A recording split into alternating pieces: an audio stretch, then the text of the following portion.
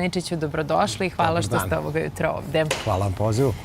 Povod su nam ti, ajde tako da kažem, skriveni troškovi. Sve češće čujemo da turisti tek na licu mesta shvate da letovanje košta mnogo više nego što su planirali. Pa koji su to najčešći skriveni troškovi? Pa nema ih mnogo, dakle to su uglavnom troškove koje su za promociju i tako dalje, međutim one nisu tako male kao što su nekada bile. Dakle sad u hotelima, u Grčkoj konkretno, to zavisi od kategorije hotela, plaća se po noćenju, po jednoj jedinici u kojoj boravimo i kreće se od 5 pa do 10 eura po danu po jednoj jedinici. Dakle za 10 dana to može da košta 50 ili 100 eura.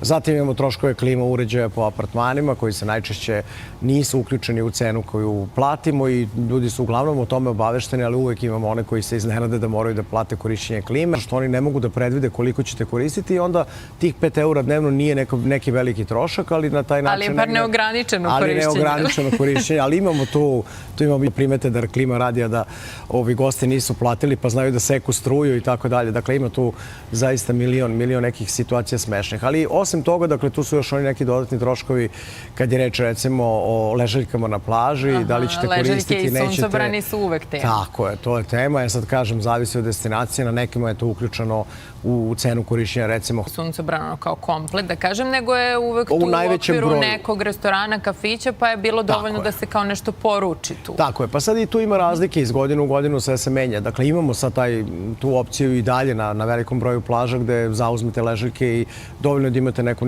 suzniji koji imaju bolje ležaljke, imaju bolje uslove, onda su ti kompleti ležaljki nešto skuplji ili kada platite ili po potrošnji koju ćete da napravite. Dakle, to je ono što je bitno da kažemo ljudima da to nije obavezan trošak, da u Grčkoj postoji taj zakon koji obavezuje vlasnike tih objekata da mogu da zauzmu samo 50% plaže, dakle 50% plaže je slobodno, možemo kao nekad da postavimo svoj suncobrani i peškir i da boravimo na tim plažama. Da, fokusirali smo se na Grčku i tu veliki broj naših turista odlazi. Međutim, jedan primer kada govorimo o tim skrivenim troškovima stiže iz Španije, gde se na jednoj plaži testiraju tuševi koji se naplaćuju po minutu korišćenja. Da, ima toga. Dakle, to je u Španiji. Ima još nekih destinacija da je to postalo.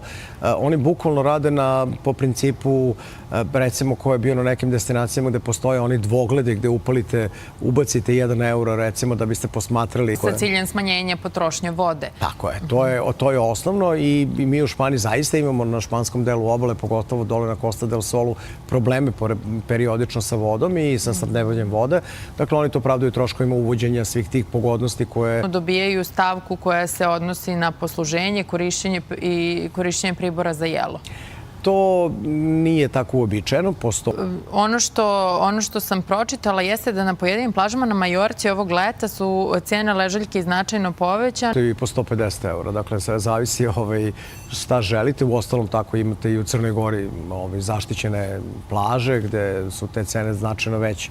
Dakle, na nama je izbor, ali ono što je dobro u Španiji, ta osnovna cena zakupa na tim velikim plažama na kojima gosti najčešće borave, ne kreće se... Pričali o apartmanima, o korišćenju klima uređaja u apartmanima. Mnogi naši turisti